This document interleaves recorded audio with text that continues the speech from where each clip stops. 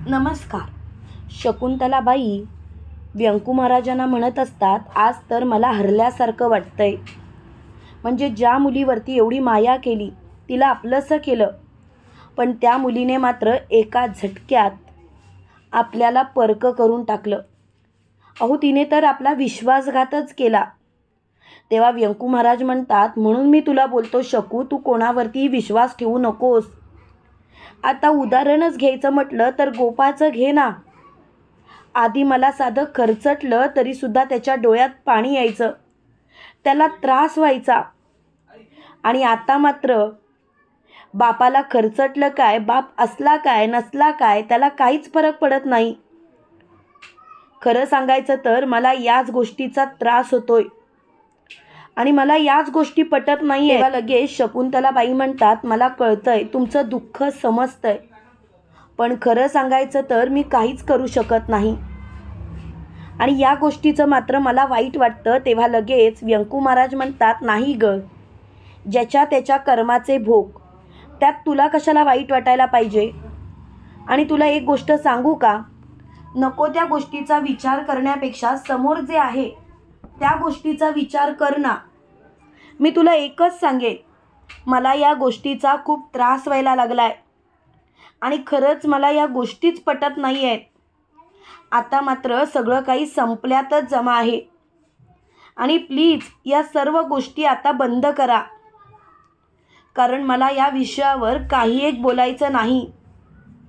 त्यावेळेला लगेच मोठ्यानी इंदू बोलते, शकुंतला काकू, तू कशाला काळजी करतेस? तुम्ही दोघांनी आनंदात राहावं एवढीच माझी इच्छा आहे. प्लीज तुम्ही असं उदास राहू नका.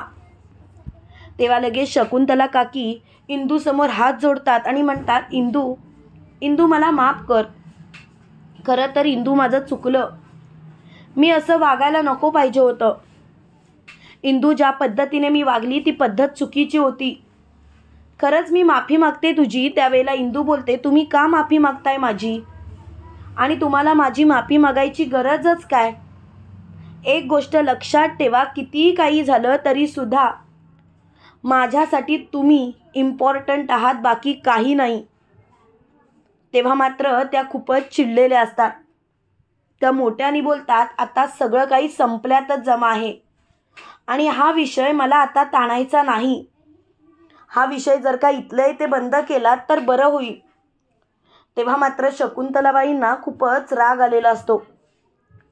शकुंतलाबाई मोठ्याने बोलतात, आता सगळं काही संपल्यातच जमा आहे, तर एक गोष्ट लक्षात ठेवायची, आता हा विषयच वाढवायचा नाही आहे. त्यावेळेला मोठ्याबाई म्हणतात, ए इंद्रायणी, बाहेर ये, गप्पा काय मारत बसलेस?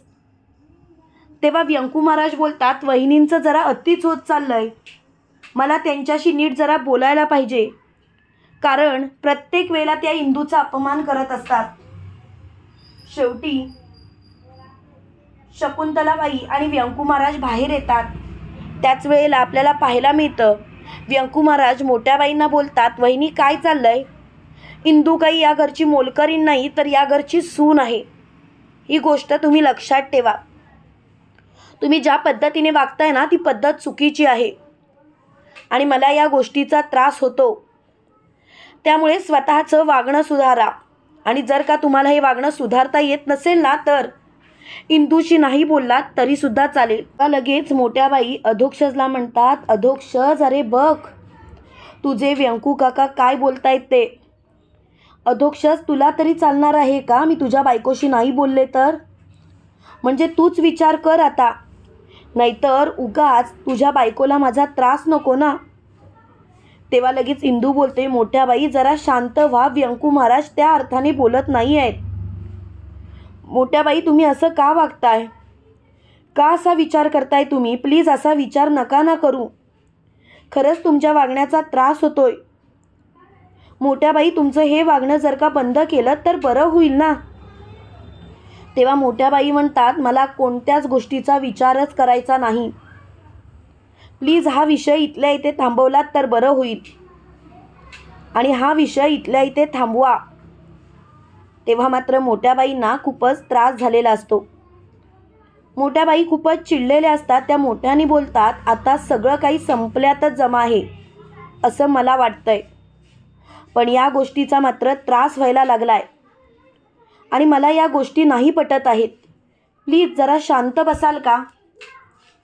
तेव्हा मात्र व्यंकू महाराज खूपच चिडलेले असतात. शेवटी व्यंकू महाराज मोठ्या बाईंना बोलतात, काय आहे ना वहिनी, तुमचं वागणं चुकीचं आहे, तुमचं बोलणं चुकीचं आहे.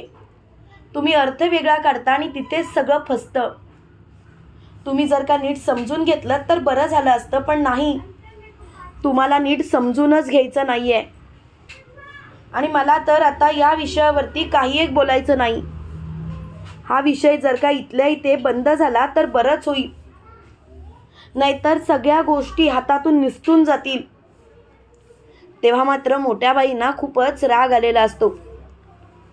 त्यावेळेला मोठ्या बाई म्हणतात, एक गोष्ट लक्षात ठेवायची, कितीही काही झालं तरी सुद्धा मला आता या विषयावरती वाद घालायचा नाही आहे. हा विषय इथल्या इथे स्टॉप झाला तर बरंच होईल, नाहीतर गोष्टी हाताबाहेर जातील. तेव्हा लगेच मोठ्याने अधोक्षच बोलतो, आई, काका बोलतोय ना ते अगदी योग्य आहे. तू इंदूपासून लांबच राह आई, तू इंदूशी नको बोलूस, कारण तू जर का इंदूशी नाही बोललीस ना तर गोष्टी बरोबर राहतील. आणि मला सुद्धा तेच पाहिजे, तू इंदूशी न बोललेलं. प्लीज आई, याचा अर्थ वेगळा काढू नकोस, पण सांगतोय तेवढं कर. हा विषय मला ताणायचा नाही आहे आणि हा विषय इथल्या इथे बंद केलास तर बरं होईल. तेव्हा मात्र तिला खूपच राग आलेला असतो. ती खूप चिडचिड करत असते. ती मोठ्याने बोलते, तुम्हा सगळ्यांना वाटतंय की तुमचंच योग्य, पण नाही. तुम्ही जरा माझासुद्धा विचार करा. माझंसुद्धा वागणं तुम्हाला पटेलच, पण तुम्ही असं का वागताय तेच मला कळत नाही आहे. प्लीज हा विषय इथल्या इथे बंद करा. तेव्हा मात्र व्यंकू महाराज खूपच चिडलेले असतात. व्यंकू महाराज मोठ्याने बोलतात, आता मात्र सगळंच संपलं. आता एक गोष्ट लक्षात ठेवायची, कितीही काही झालं तरी सुद्धा मला आता इंदूबद्दल या घरात कोणाचंही दुमत नको. त्यावेळेला लगेच मोठ्याने इंदू बोलते, मोठ्या बाई, खरं सांगू का, मला खरोखर तुमचं सगळं काही ऐकायचं आहे, पण जर का ते योग्य असेल तर. पण तुम्ही जर का काही चुकीच्या गोष्टी करत असाल तर त्याला प्राधान्य मी कधीच देणार नाही. मोठ्या बाई, तुम्हाला वाईट वाटलं तरीसुद्धा चालेल, पण मी मात्र तुमच्या या गोष्टींना साथ देणार नाही. तुम्हाला काय वाटतं मित्रांनो, व्यंकू महाराजांनी आणि इंदूने मिळून मोठ्या बाईंची चांगलीच शाळा घेतली का? कमेंट करून नक्की कळवा. आणि असेच मालिकेंचे नवनवीन व्हिडिओ पाहण्यासाठी चॅनलला सबस्क्राईब करायला विसरू नका.